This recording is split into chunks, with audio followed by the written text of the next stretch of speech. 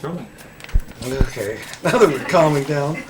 A doctor sent in the letter to Aunt Landers You start. and said it had given him a lot of laughs, and she said it gave her a lot of laughs too. And it was in the Ashland paper.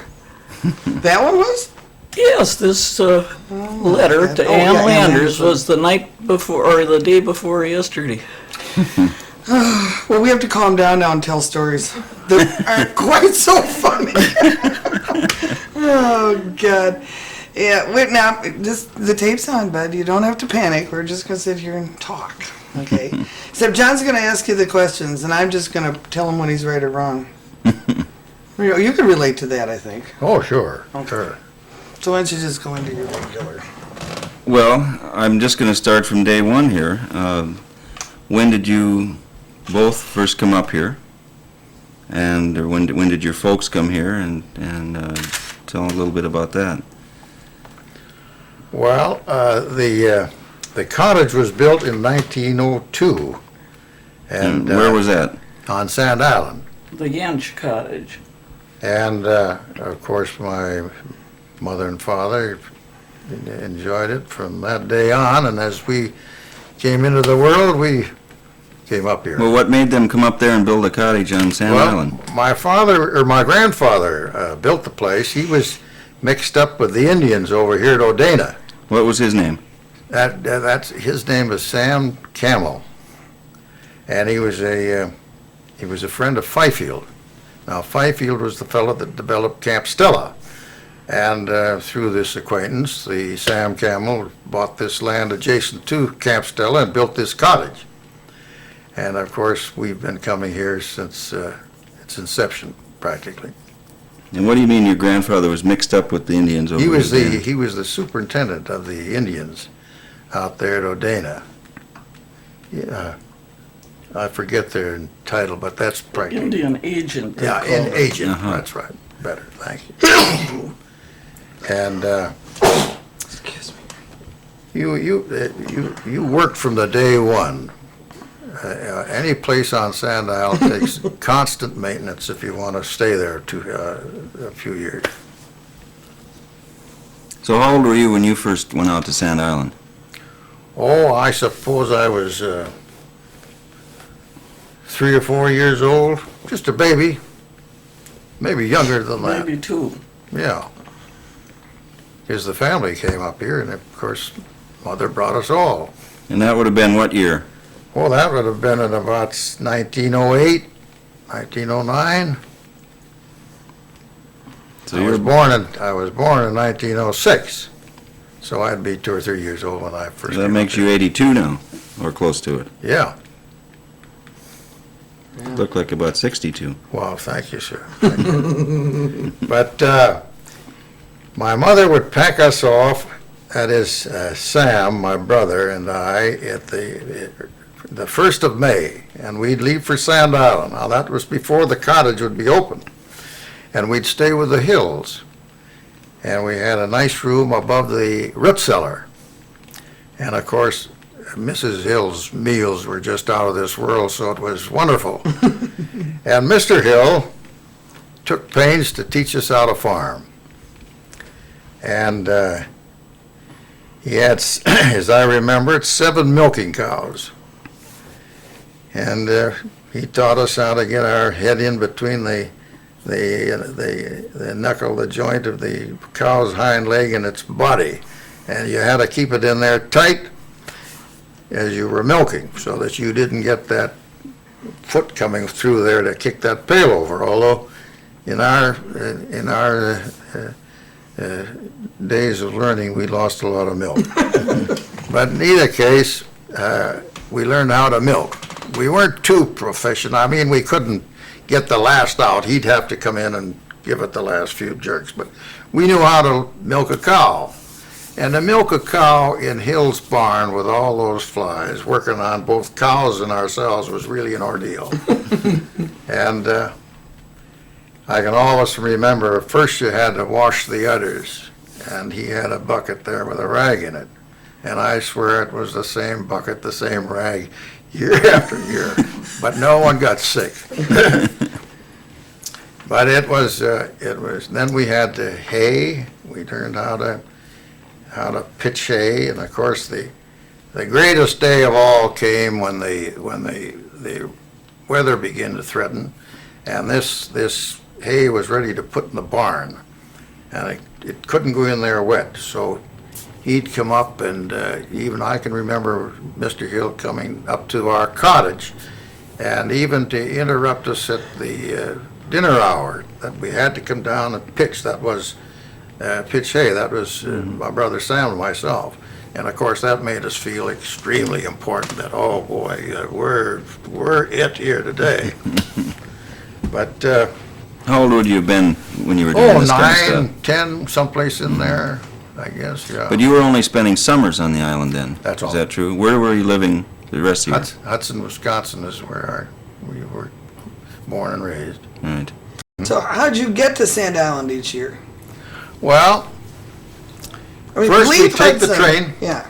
Yeah, we'd take the train, we'd get off at 11 o'clock at night and stay overnight in a hotel Where? right in Bayfield, but I can't You remember. could make it all in one day? No, we'd stay overnight in Bayfield and then take the No. Turner out the next day. Oh, I thought, oh, did you have to change trains in Spooner or something? No, they gave you 20 minutes off to get something Oh, to eat. okay. And then, did you shunt into Ashland, or there was some junction out there and you just turned and came up to Bayfield? No, you had to take you changed at Ashland Junction Okay. and took the little scoot into Bayfield. Yeah. And spent the night where? I can't remember the name of the hotel, but it was a big hotel, big wooden structure in Bayfield. And I don't think it was too far from Grunky's, to tell you the truth, Yeah. because I remember walking to the Turner the next morning wasn't too much of a chore. Yeah, I think it's the Davis house then. And then, of course, as years went by, you first went to, then we began to drive, and we could go as far as one of the Hokinsons. And now I know Bob Hokinson and where he lives, but it was beyond that. We were on the Sand Bay Road going down. But there we had to stop, because from there on down you couldn't get any kind of a vehicle other than a sleigh maybe, or something on a horse-drawn fare. But anyhow, we'd take our bags and walk to the beach. And there we would build a fire, or a smudge by day and a fire by night, to signal Mr. Hill over on the island to come and get us in his boat. And then, as the roads developed and things, we could drive right to the beach. And then, when things developed, we would write in advance and tell them when we'd be along, and they were to look for us or to come over, and that's the way it improved. Once you got over there, did you come back off the island very much during the summer, or were you on there the whole time? No, but when we were youngsters, we never left the island. We were just The whole summer? Yeah, we were just too happy to be there. And I don't know, we entertained ourselves. There was a lot to do. I mean, and we'd watch Mr. Hill by hours. For hours, he'd be at his anvil. He made everything that he had to have. He made every repair, right out of whole cloth. He'd find a piece of steel and hammer it into whatever he needed to keep his equipment there. And he had a sickle that operated off the wheels and drawn by a horse-drawn cutter, and that was always had to be sharpened and in repair. And then he had rakes, and he had his boat and his engines and he was he fished too, you know. So he was extremely busy, and it was an education for kids, and he took a liking to kids, I think, because he helped us all. Who were some of the other kids on the island then that you Well, ran around with? Elvis Moe was there, and Carl Dahl, and we used to play back and forth. I remember we used to dive off from there. Was on Hewling's dock. At that time, when it was hills, there was a fish shed there, and you had to dive off the fish shed into the water, or you were nobody. You'd be ostracized. So I can remember Carl Dahl. Well, he'd somersault off. He could do anything, that fellow. And of course, we kids would all compete. So there was things going. But this is, Where'd the turner go, from Bayfield to where? well, the first stop was Sand Island. And after Sand Island, then it went to various islands to Yeah, but pick up fish. where on Sand Island? Well, it came right into Hewling's Dock, and then from there they'd go to, yeah. I can remember coming up on the Turner one time when it was extremely rough. I had a little dog with me, and there was a built-up section right over the engine. And that dog and I hung on for dear life while the ice and the fish boxes slid back and forth with water coming over that damn deck about 8 inches thick. And that time they went straight into East Bay because they couldn't make it to the hills. It was just that bad. But anyhow, here it was. It stopped out from any dock in East Bay at that time because of the seas that were rolling in there. But here come these fishermen, and they'd all been out in this sea. I don't know how tall the waves were, but they'd all been out. They'd made their catch. They transferred their loads right in this midst of this motion of up and down. I don't know how the devil those fellows do it, but they were all expert seamen. Yeah. It was a marvelous how they could exist. I can remember, I always thought the Lord was really looking after those fellows, because you'd look into these fish boats and there'd be gasoline dripping and every other thing, and it was just the most hazardous of all conditions. But these fellows just rode it out. Yeah. It was an experience for me. Now, what was your dad doing at this time? Well, my dad worked for the Northwestern Railroad, and then he spent his vacations up there. But he'd come up on the Turner or on the. We used to have a boat. The Herring King was operated out of Bayfield for the Bataan fisheries. Solly Bataan had some. He had quite an operation going there at Bayfield at one time, and so well, everybody took advantage. That is, in our family, everybody took advantage to get to Sand Island as soon as they could. How many were there in your family? 6. Where are you in the lineup? 3rd. So, you had playmates just among your own brothers and sisters, and you sort of were an intact. Yeah, that was quite a convenience there, the way that was spread out. I don't know Good the planning. other brothers and sisters. Run them down for me. Well, Charlie is my oldest brother, and then comes Wanda, who died just a year ago, and then I'm in the list, and then comes Sam, Herman, and Phoebe. And My mom's sandwiched between Herman and Phoebe.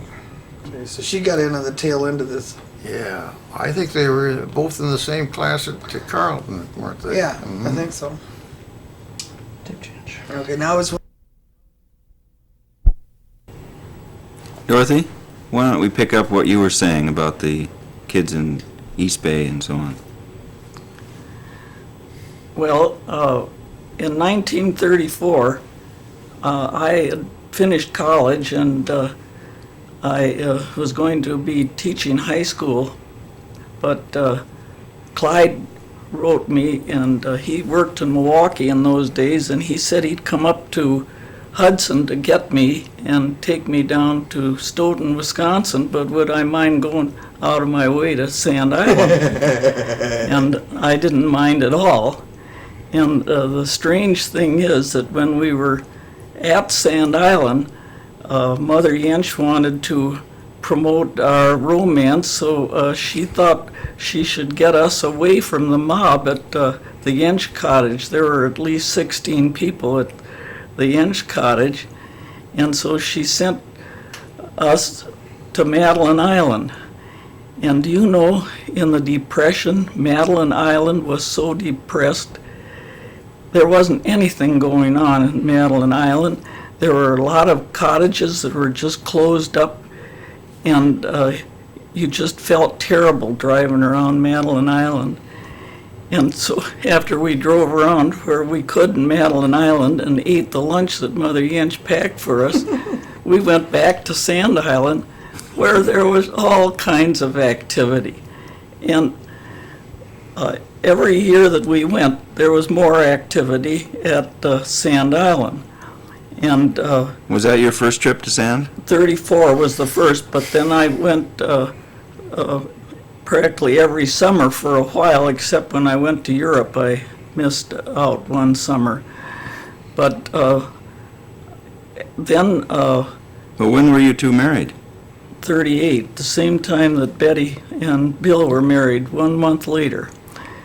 And the interesting thing is that Betty's parents and my parents were very good friends, and so I have known Betty since I was a little girl. And in fact, my parents used to chaperone Betty's parents when they went out together in the days of chaperones. My parents had gotten married a few years earlier.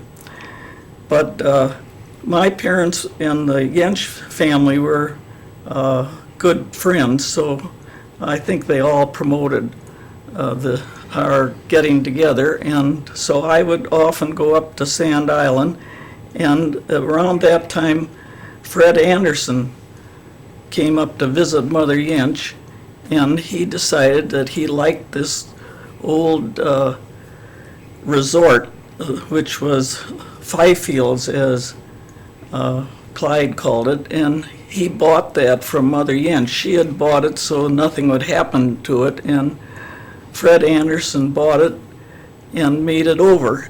And after he made it over, we used to go to the Savona and dance. And I can still remember what a good dancer Carl Dahl was, and all the girls wanted to dance with Carl Dahl. And Until his dying day, they all wanted to dance. And one of the times, Wanda Jensch was dancing with them and fell off her high heel, and I don't know if she sprained her ankle, but she felt terrible to think that she hadn't been able to keep up with Carl Dahl. What was your maiden name? What's your family name? Nagel, that's a German name. Jensch is a German name too. Both the Jensch fathers, my father and Clyde's father, came from families of German immigrants that came to the United States. What was his name? Your father? Emil Nagel, and he was in the lumber business in Hudson and Stillwater. And in fact, when the Anderson people decided to sell their lumber yards, and go into the window business, they sold their lumber yards to my father and his partner. Mm-hmm. That's not the Lampert system, that's before that. No, this was before Dad's lumber yard ended up with, or lumber company ended up with 20 lumber yards. The one in Hudson was always called the local lumber yard, and the ones that they bought from the Anderson, I've forgotten the name of them, but I know that because they were good friends, that when Fred and Herbert and your grandfather wanted to get rid of their retail yards and just concentrate on windows, they sold their lumber yards to my father and Rob Slaughter. So you two met in Hudson then? Is We that grew up together. grew up together? To tell you the truth, I didn't know. I never knew the girl until I wandered on her at Downer in Milwaukee. Are you I was serious? working What in now? Milwaukee. I was working in Milwaukee. And as a matter of fact, I had to have a letter from her mother that it was okay to call on her.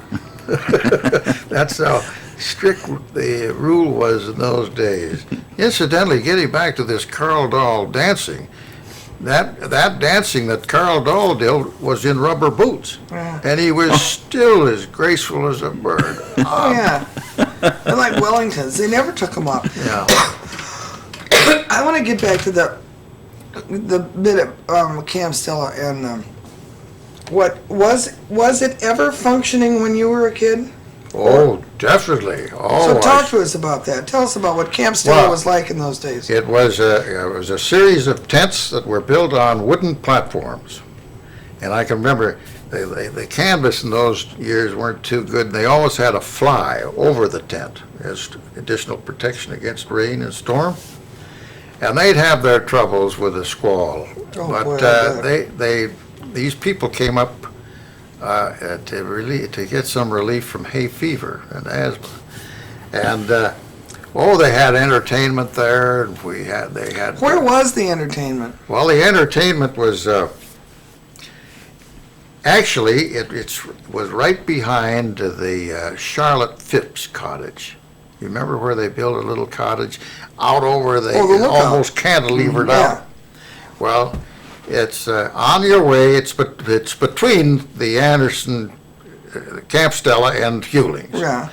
And they had a little pavilion there for dancing and so forth. And then they had an outside affair for seats and for bonfires. And they had entertainment. There was a lot of talented people, kind of homespun stuff that they would get up and recite or sing or do something. But they had things going all the time. And then, of course, this beautiful boat, the Stella, would take the people around the islands, and there was rowboats. They had a number of rowboats where the people would row out and fish. Was there any talk when you were growing up about the Savona? I mean, was that still a common topic of conversation? Oh, yes, that was always a place of interest, and particularly with all the photos inside of the. Yeah, you don't remember. I mean, it was built before you were old enough to remember what was going on. Right. Did anybody ever take the launch and go out to the wreck? Because it must have still been showing at that point. Or did they blast it right away? Well, it calmed the day after the wreck, but I'm sure the Stella went out there. But I don't remember it, and I don't think there was anybody at the camp at the time. I think the Stella would have to come up from Ashland. Either that or it was there to close up. Okay, was the dock big enough at Camp Stella to hold the Stella, or did they dock it someplace? Definitely. Oh, it was beautiful in there in those days. No sand, and I think filling that crib up there, filling in that dock is just changed things.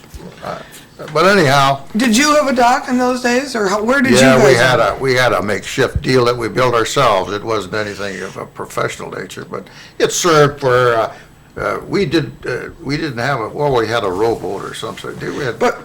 We all had rafts. Yeah. Oh, yeah. And we tied rafts up. I had the ladybug. Did you really? Mine had a name.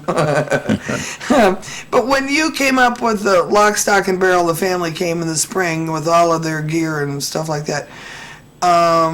You went to the Turner. Then did you walk it all the way up to your cottage, or did you land at a different time? No, we would land at the Hills dock, and you put everything in the wheelbarrow.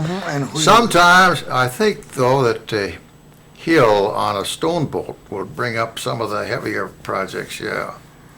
But So you did everything with the wheelbarrow. Yeah. The ice was down at at Hewlings. The proposition was that my dad, if he'd build a ice house, Hill would keep it full.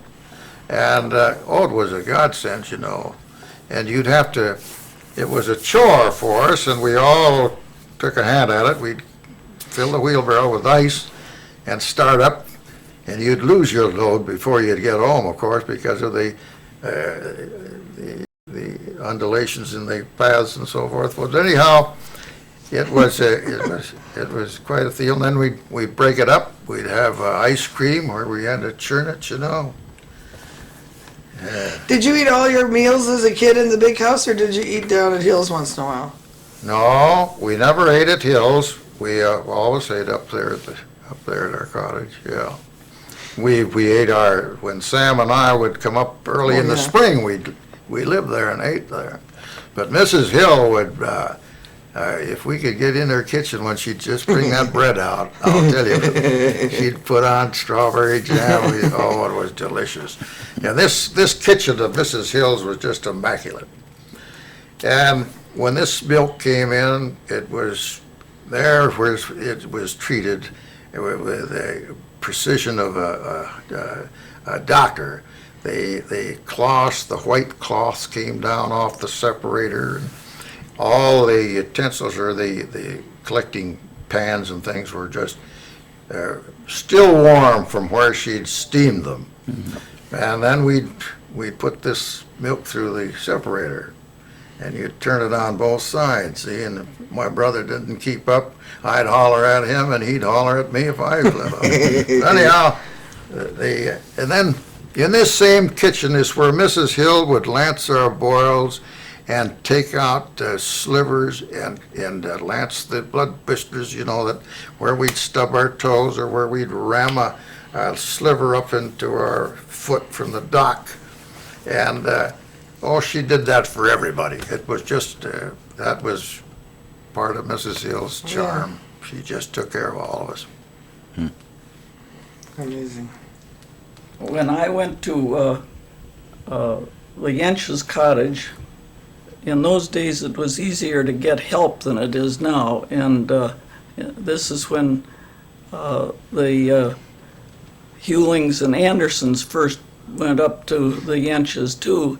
Mother Jensch had 2 maids in the summertime, but they spent most of their time cooking and doing dishes, because there'd usually be about 14 or 16 of us who'd sit down for dinner at the Jensch's cottage. And then the rest of us would take turns with the cleaning and the sweeping, and just let Lena and Minnie do all the cooking and dishes. And in those days, now Clyde mentioned that we had to go to Hills to get ice to keep things cold. In order to heat things, we had a wood stove in the kitchen and a fireplace in the Inch Cottage, which incidentally now has about 15 rooms in it. But when I first went there, it had only 11 rooms, and then Herman Jensch decided we needed Anderson windows on the porches, and so the porches were made into rooms too. And as a result, there are now 15 rooms in the Inch Cottage. And then the first person that got up in the morning, if we beat Lena and Minnie, then for instance, I was an early riser. I'd go out and make coffee, and in those days, to make coffee, you boiled it on the wood stove. There wasn't any electricity at Sand Island, and inside the Inch Cottage, there were no bathrooms. We had out and back a boys' place and a girls' place, and in every room we had one of these old-fashioned bowls and a pitcher of water, and each person, unless they were little, would have to take care of their own slop jar and their own water supply. And later I was telling Mary that I was at Sand Island, and this was when she was going to college. And I had 4 high school boys at Sand Island, and of course they were really getting clothes dirty, and they also were getting towels dirty. And Bud Halverson, no, it wasn't Bud, Gene Halverson was out at Jensch's cutting wood for our wood supply, and he says to this day that I never did anything but wash clothes with those 4 boys, but I had to wash everything by hand and wring it all by hand and then hang it up to dry, and I no sooner get a new supply of clean underwear and clean towels than I had another supply I had to wash for those 4 high school age boys. And that didn't change. Now that leads me into another question that, Dorothy, maybe you remember, but my mother always talks about when Daisy came up, when Mother Jensch came to the island, she came with the blankets from your house in Hudson. Did she really wash the blankets in the lake? Say, I can attest to that because I was part of the process. And we would go down to the shore and build a fire and put this great big tub out there. And we did it with a plunger, water and soap and hot water. And we'd work that blanket until you'd swear you were going to have nothing but threads left. And then following that, my job was to take it out into the water and rinse it. Get everything out, wring it up, then we'd take them up and hang them out in the back line. And I thought we'd never finish, particularly preparatory to going home. That was always part of the ritual. Oh, no, the blankets that were there, or the blankets you brought up from Hudson? They both. Oh, my God. Everything was washed out, and it was a process. My mother would set us down, and first she'd scrub us in the kitchen in the cottage, and then she would take kerosene off for the back of our necks to get that scale off that you develop at Sand Island. It's clay and sun or something. But anyhow, and then on our way home, you know, she wanted us in shoes. Oh, to get these shoes on was the hardest damn thing. And when we'd hit Spooner, that was it. The shoes came off. We couldn't last another minute. And that was disgusting for her, but she survived it too, along with other things. Your mother was wonderful. She survived a lot, I think. Yeah, she was a crackerjack. Well, I'm glad to hear some of those legends really have some basis in fact. Well, I'm going to go back to Camp Stella again a minute. Do you remember when Camp Stella closed down? After the stock market crash. Oh, it wasn't until then. Well, it was around the 29? 28 or 29. I thought it died before that. Well, it wasn't still in Byfield's hands then, though. No, it was in another man. I don't know. I can't remember his name, but there was another man in between. Huh. And so then did Daisy bought it from this other interim guy?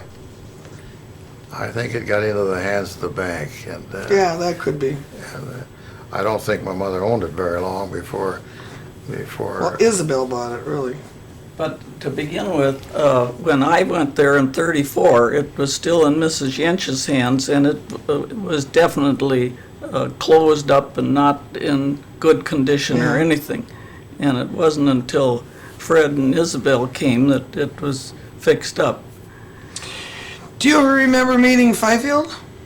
Yes, I can remember him, but I was just a youngster. Yeah. But I can remember him. I can still see him and my grandfather Camel standing at the water's edge there, waiting to take us home. And it was an awful storm, and they were standing there, it seemed, for hours, plotting the course they were going to take to get us to Bayfield. And this Stella I think they had. Somebody told me one time it was like one of these salt shakers with a lead bottom. And it would roll with this ballast. I thought, I can still see the dishes coming out of the cupboards. My poor grandmother hit the floor, and it was a beater. But that was a steam yacht, and it was run by a fellow by the name of Horace Grimes, and he kept it immaculate. And this steam engine had to be stopped periodically between here and Bayfield to fill the oil cups. And but it was a smooth boat, a delight to ride. Okay. Where were we here now? Well, we're leaving Sand Island on the Stella, in the lead bottom boat. Oh yeah, well we made it to Bayfield. What happened in storms when you were a kid? Were there horrendous big storms that broke over buildings and docks and stuff? Do you remember any of them? Well, I can remember breaking over the docks, but I don't think they're any different today than they were then. Did the boats from East Bay and a bad northeaster come down to Hillsdale? Oh yes, yeah. They take advantage to get into the lee of the storm. Yes, often did that. And so were those gasoline powered or sail powered boats? No, these were all gasoline powered boats, but they're not as big as the commercial fisherman has down here in Bayfield. These were smaller, and they were all open boats at that time. Right. And these fishermen really took pride in their boats. They looked just like seagulls out there. They were always painted white. Did they still have masts, or were the masts gone by then? Oh, I never saw any evidence of a mast. No. So the sail making stuff that Bert Hill did was before you ever knew. Oh, yes, yeah. Now Shaw, I remember his. Yeah, do you remember No, I never met the Shaws, but I know that he fished with sailboats. Was Louis Moe still around? Oh, definitely. Louis Moe was the kingpin of the island. He had the biggest boat. King Louis. Yeah, they used to bring, there was a lot of logs mined then, and they'd bring them up in tremendous booms. And they'd bring them up to the sandbar between Sand Island and mainland. And Louis Moe would come around and get a hold of the boom and bring it over the bar while the tug went around Sand Island, would get it on the other side. But, and that was always a thrilling event out there. That's an amazing thing. Ed Erickson was showing us pictures of that last night. Oh, Well, of a modern boom with Modern modern boom, boats, but- yeah, but the same principle. Same principle. I couldn't. yeah, these were tremendous booms, gosh. Were there? So you were still out there when there was sawlog. I mean, the rough lumber being moved around too. Then. Oh, yes, as a matter of fact, sure. I can still remember them taking it off from up there at, what's that little logging camp just beyond us up the shore? West Bay, you mean? No, No. it was this side of West Bay. It wasn't too far from our cottage. Huh. We had a name for it, but I've forgotten it. But, and then too, there was over on the mainland at Herman Johnsons, and then west, there were always, sometimes they'd come in there with a barge and a crane. But there was a lot of logging when we were youngsters up there. Oh, definitely. Gosh, yes, that. What'd you make your rafts out of? We would make our rafts out of logs that got out of these booms, or we'd cut some cedar sometimes. But they were all makeshift things that you'd pick up on the beach. Yeah. Yeah, in fact, it's one of the weird things now as my kids have grown up out there. I looked around one day and there weren't any logs around. Is that Because right? there's no logging. Yeah. And we had pulp logs to play with when we were kids, just like you had logs to play with, just for the asking. You walk down the beach, and after a storm, there's be a pile of logs, Right. great raft That's logs. right. Yeah. And they're all gone. Gosh. But don't you even remember a logging railroad over on the mainland? Oh, yeah. I can still remember I was still very much interested. As a matter of fact, I've walked a lot of these trails back in here for these old logging roads. I've got everything registered now in a plat book of the old good. logging roads and the names that were given. And I'm surprised at the people that got mixed up in investment in developing railroads, and this was going to be the unloading of the West grain through the Bayfield, Right. Quamagon Bay. Bayfield was to play a big part. Ashland. Well, these promoters, including the railroad people, would all go in to get this stuff so that they could bring but not one event ever materialized. Your dad didn't get roped into any of these hot schemes, huh? I don't think so. I don't think so. Duluth I think- and Superior took over. Yes, Right. well, then it went to the head Yeah, of there the were lakes. some pretty big plans for the port of Bayfield, weren't there? Definitely, definitely. And it's just staggering. I mean, they were really ambitious. They had a dream. Yeah, I liked the idea, but nothing materialized. When did Herman Johnson's family move off the island? Do you remember any of that? No. But he was around when you were growing up. Oh, yes, yes. He was part of the clique out there that used to swim and He raft. moved after 1934. But Okay. just what year, I don't know. But I remember when we first, Clyde first brought me in 34 and also in 35, we drove out to Little Sand Bay and then made the bonfire for somebody on the island to come and get us in the boat. And there was nothing in the line of Herman Johnson's store on the mainland. But does your mother remember when it was built? I don't know, that's what we're gonna try and see if she knows anything. Because it might have been built after Fred and Kitty and the Hewlings came to Sand Island. There were more people that needed to buy things, Yep.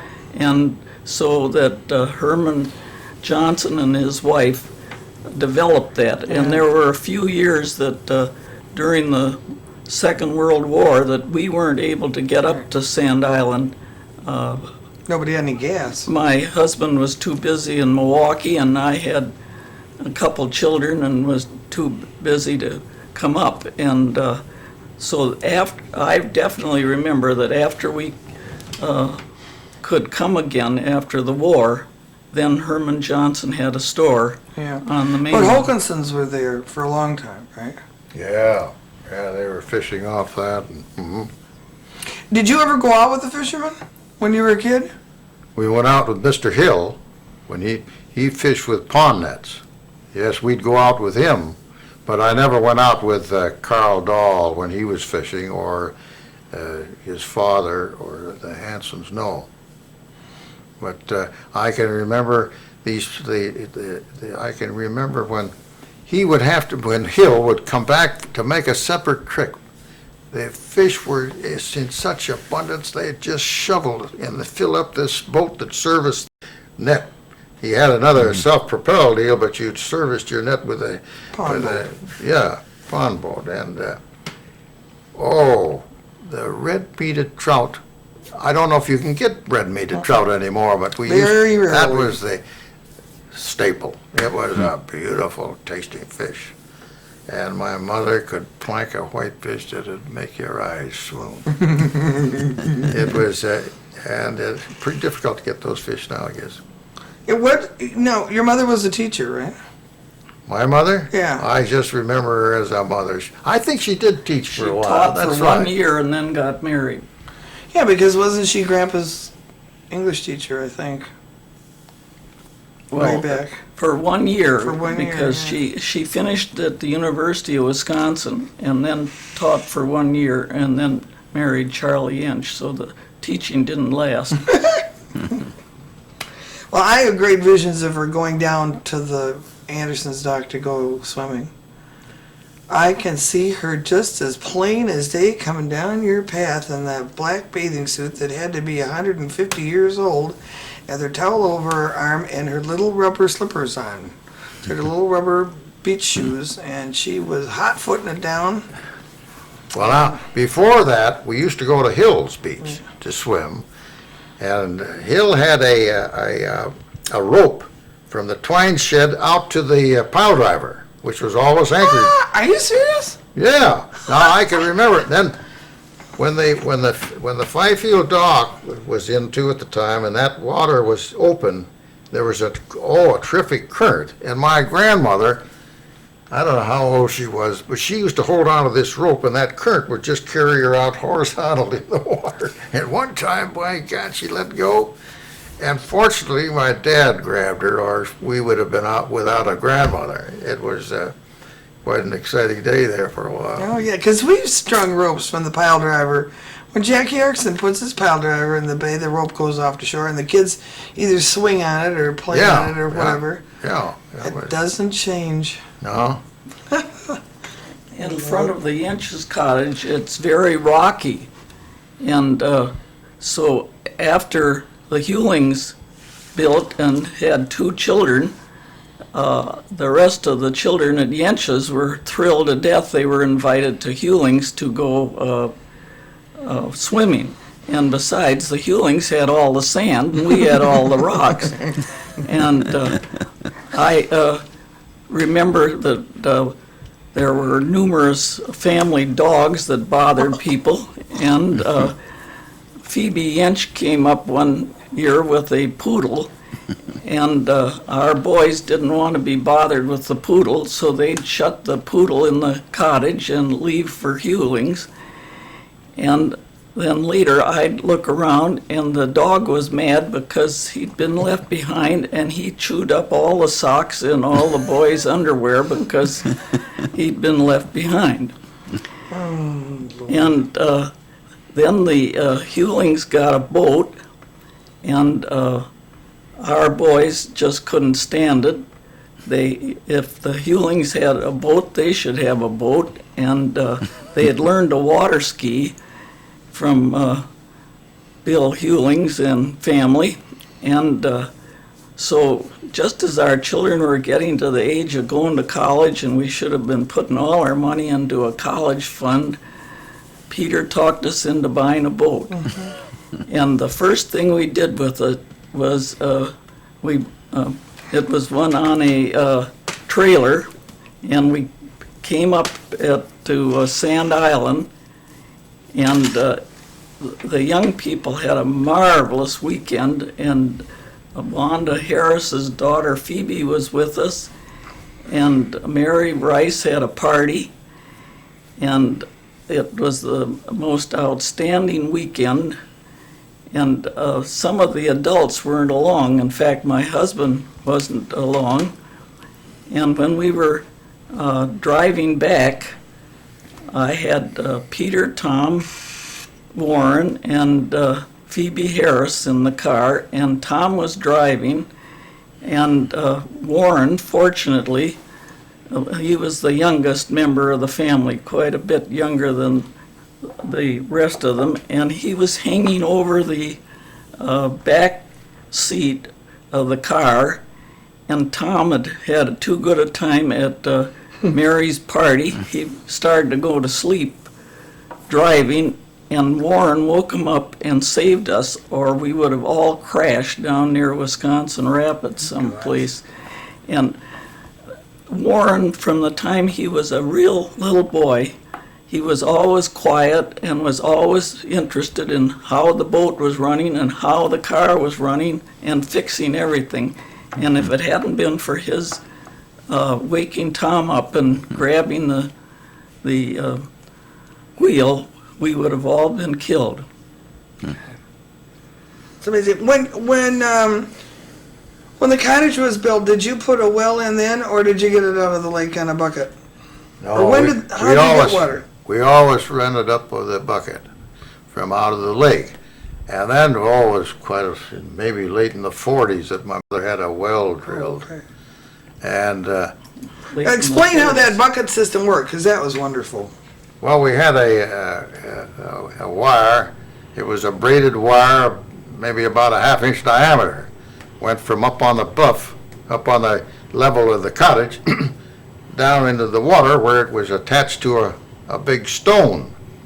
And then there was a carriage, rode that cable with a clip for hanging a pail. And that was attached to a reel that we would wind. Now, whose invention was this? Well, I don't know, but it was used a good many years before we came along.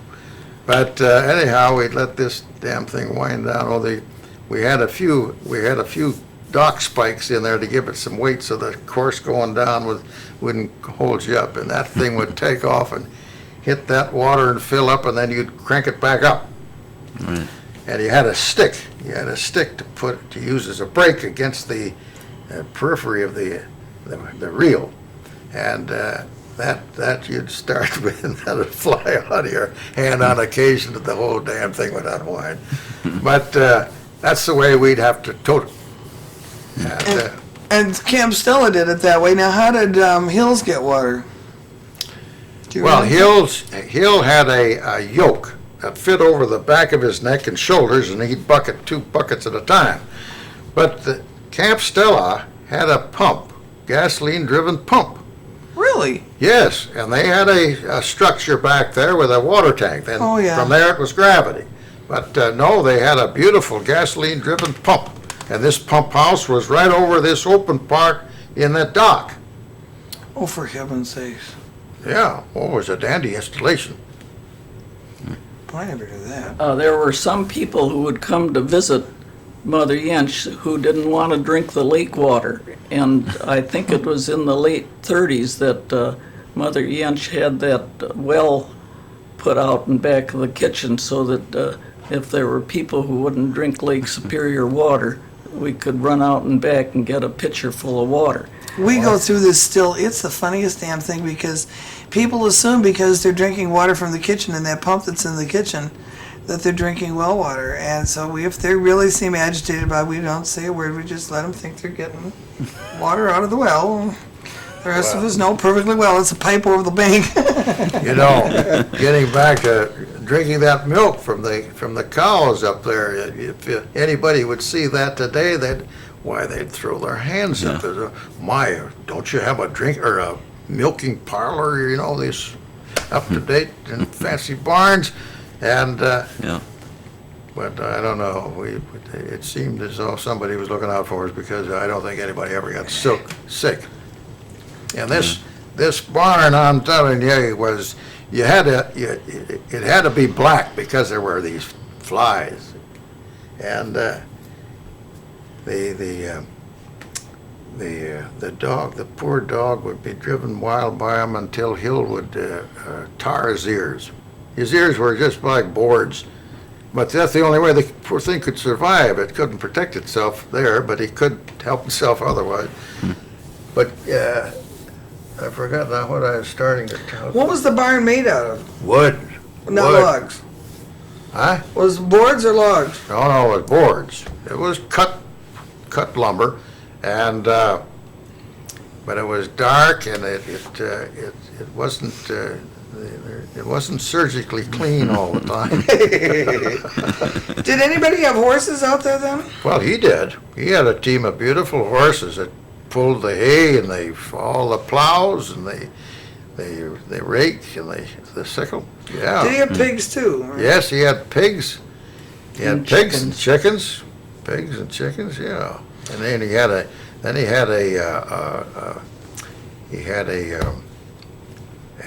orchard that he took care of apples mainly, some cherry trees, and there was spraying equipment.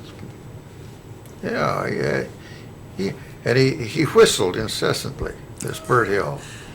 I don't know if it was a melodious whistle, but I don't think it was ever a tune. It was a repetition, but you never got tired of it. And you could always tell where he was. And when he was whistling from down into the twine shed where he had his shop, his blacksmith shop, we kids were attracted to it because we could watch him hammer out the things that he was making. He was a mechanic.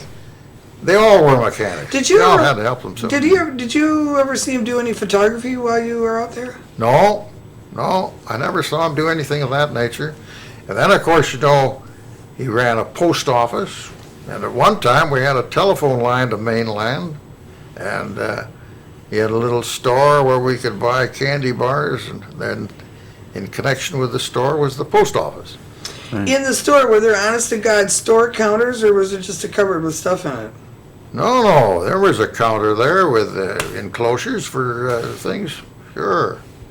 And he With a had, glass front and everything? well, there was some glass enclosures. It wasn't anything extensive, but it was a good store. Had good order.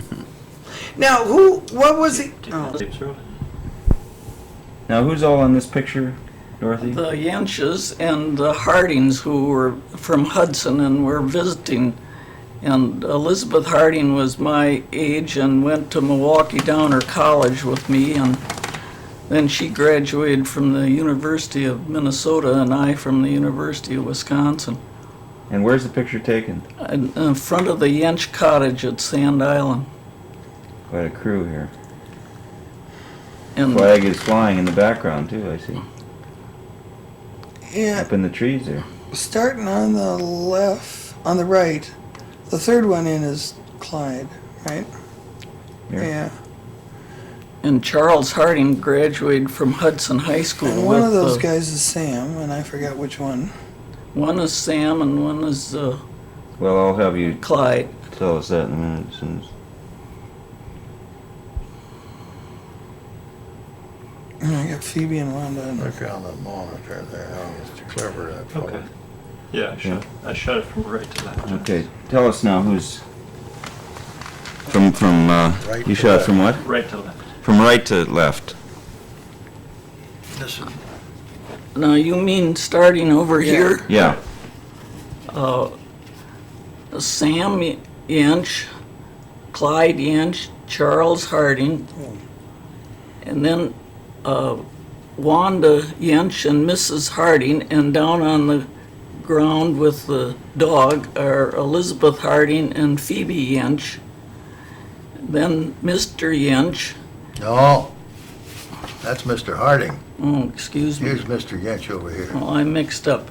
Mr. Harding is sitting on the ground, then Herman Jensch is back, and Mrs. Jensch, and then Mr. Jensch holding his hat and looking as though he's about to leave for the Northwestern Railroad.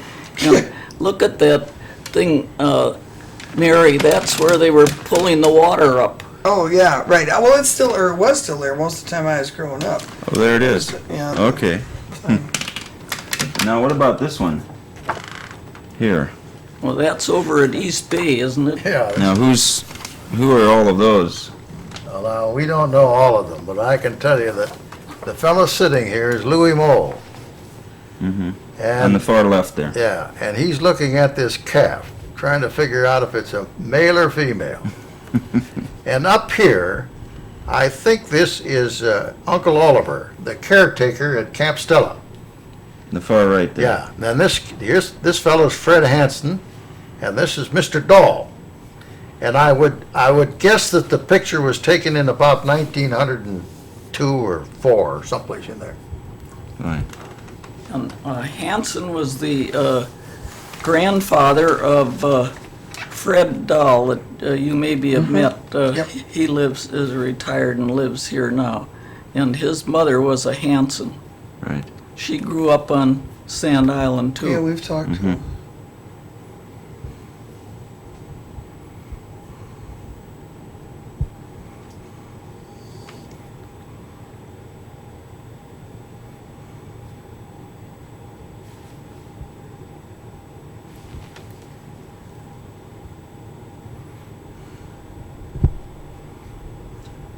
Okay. Okay, then we got this one. Oh, And this is, This is the Sand Island Cottage. the Jensch's oh, cottage. who are those two little? Do you want me to repeat that? Yeah, I do. Well, this is me in the foreground here with a rake, working like hell. And this is my brother Sam sitting on his duff, which he's been doing all his life. And as he lives in Bayfield in the summertime, don't tell him what Clyde said. You get another.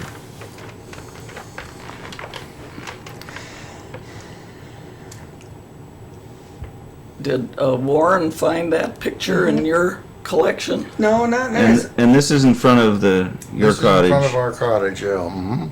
And when would you say this picture was taken? Well, that'd be taken about maybe 1910. Or Max, I don't think you were that old in that picture. Well, if Clyde looks That would 4, make me 4. Yeah. that's about. Oh, that's right, 1910, Yeah, yeah. because he was I born was in transposing 2 years 1906. there.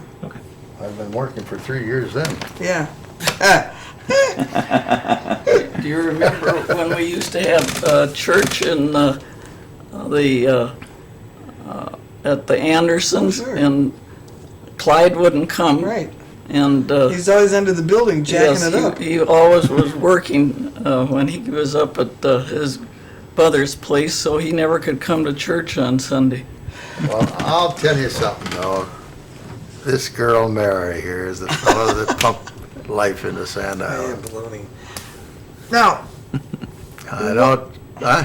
I know where I was when the tape quit, and I want to know. when the store was in the lean-to, what were they using the log building for? Well, that was for Mr. Hill's help. He had two people there, a fellow by the name of Ambrose. This is where when I was growing up. There Right. may have been others, but Ambrose was one, and Lloyd, a brother of Mr. Hill, was there. Oh, And this Ambrose, I don't know where he came from or too much about him, but he would tell us tales of the seamanship the things that he'd accomplished and done, and he told us in a spell for hours there. is he the one that Mother talks about with walking down the trail to East Bay and coming back with the trees moving and stuff like that?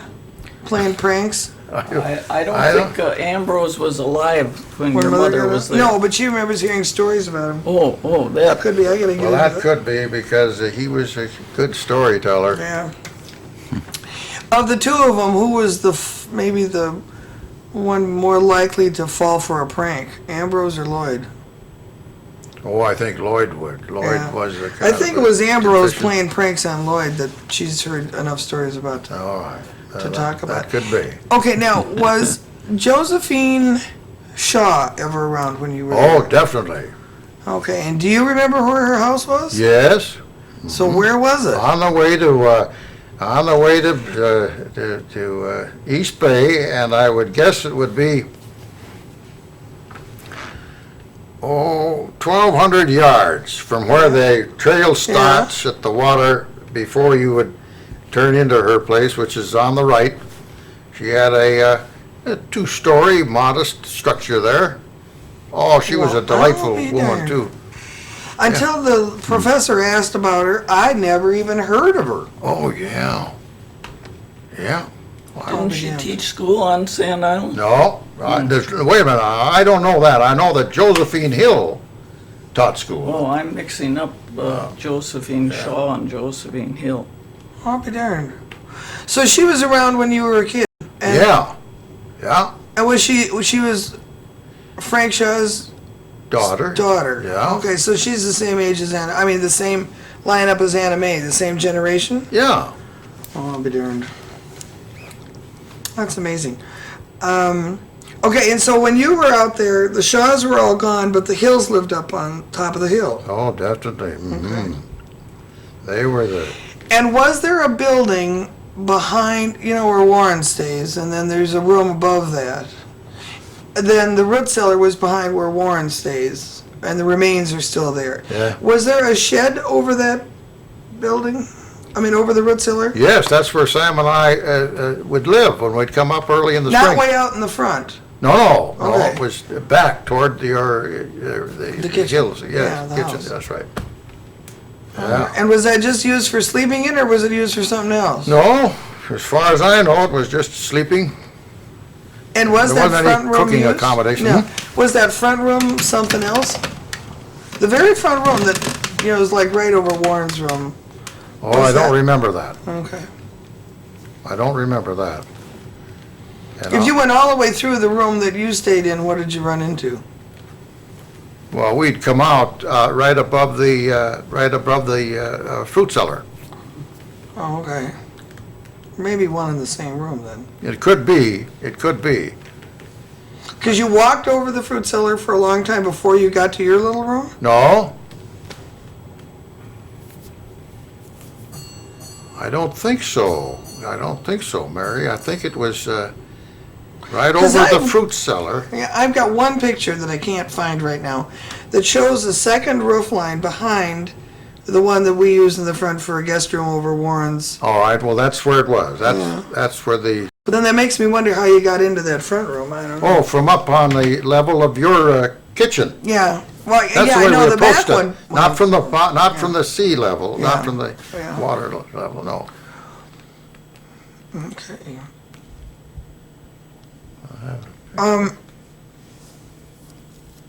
All right, now if you walked over, did you walk back and forth to East Bay a fair amount? Mm-hmm. So did you ever stop off and see palms, or were Lawfields around when you were there? I don't Any other- remember them. I don't remember them. Do you remember anything on the school side of the road, way down at our end by Palms? Was there a house You know, Palms was on the right, and was there ever anything on the left on the way to East Bay that you can remember? No, I can't. There was a clearing there, and I always assumed there was another house in it, but maybe there wasn't. I don't remember.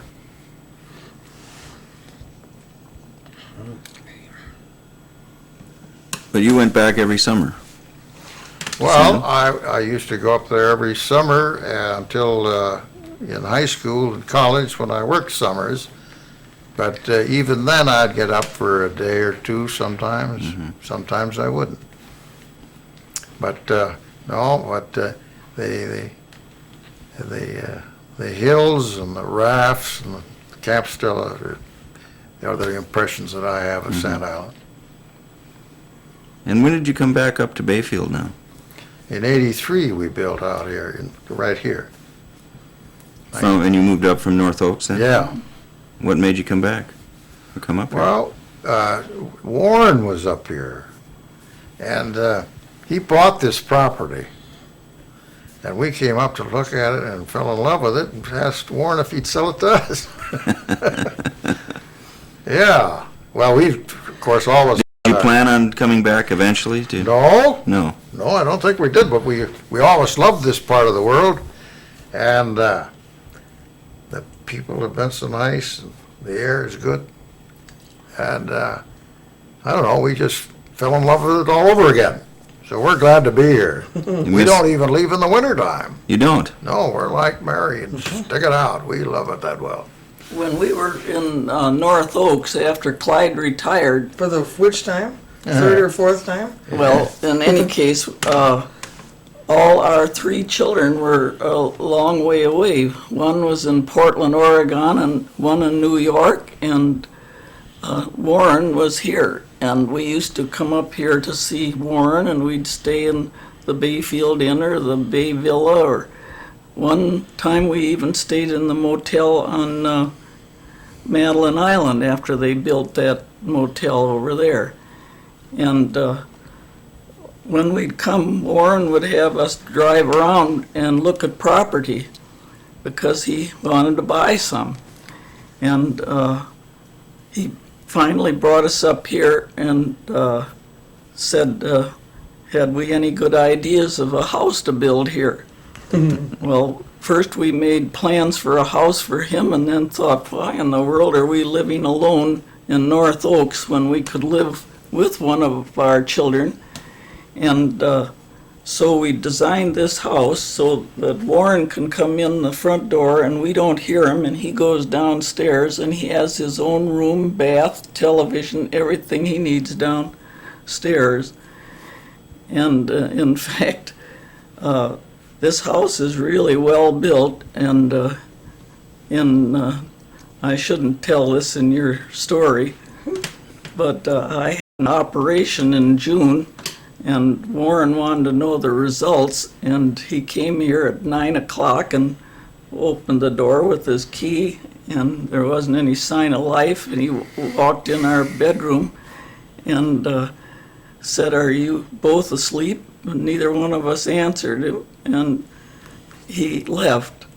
But that way he found out I'd come home from the hospital in good condition.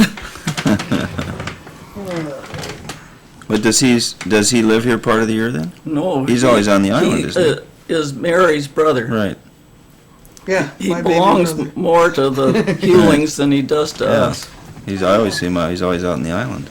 Well, the Hewlings have a cottage on Madeline Island. Haven't you heard Yeah. from Mary about it? No. Yeah. And it, in fact, I think it was Warren who told Mary that the clubhouse was going to be for Yeah. sale, and as a result, she bought the clubhouse. But Warren lives in the Hewlings cottage 8 months of the year on Madeline Island and 4 months, sometimes 5, on Sand Island. Mm-hmm. And he is kept so busy by Mary's family that we seldom see him. Well, he has a few other people he bails out all the time, too. Well, he loves it here. Yeah, we all do. So you don't miss the cities? Oh, no. In fact, we drive down there and we think, who wants to get into traffic? And at noon on cable television, we get Chicago, and they always start out with 10 minutes of crime, and we think, oh, is this wonderful? One time, Warren asked us to come up here to get him. He had to go to St. Paul to pick up a car, and he said this was in the wintertime, and he was coming over from Madeline Island in the snowmobile, and he was going to leave the snowmobile down at the ferry landing, and we were to pick him up down there and take him to St. Paul. So we did, and I noticed he left the key in the snowmobile, and I said, now this was back about 1980, and I said, Warren, you should take the key out of your snowmobile, and he said, oh, maybe someone needs to use it. So he went off for the weekend, and he'd do the same way with cars. He'd leave cars, and Mr. Kennedy or anybody around that needed to borrow a car would know where it was, or the Hausers would borrow his car, and they'd know where the car was. That's when you're here in the wintertime, everybody is so honest that we just don't know what to do with tourists in the summer who aren't honest. Yeah.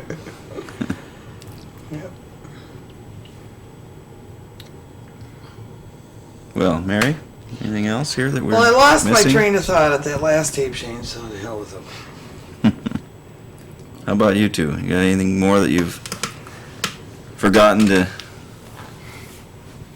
fill in for us here? I can't think of anything. I'd like to ask a question of the engineer. When you move that camera, do you just actuate a motor or Yeah. hydraulic?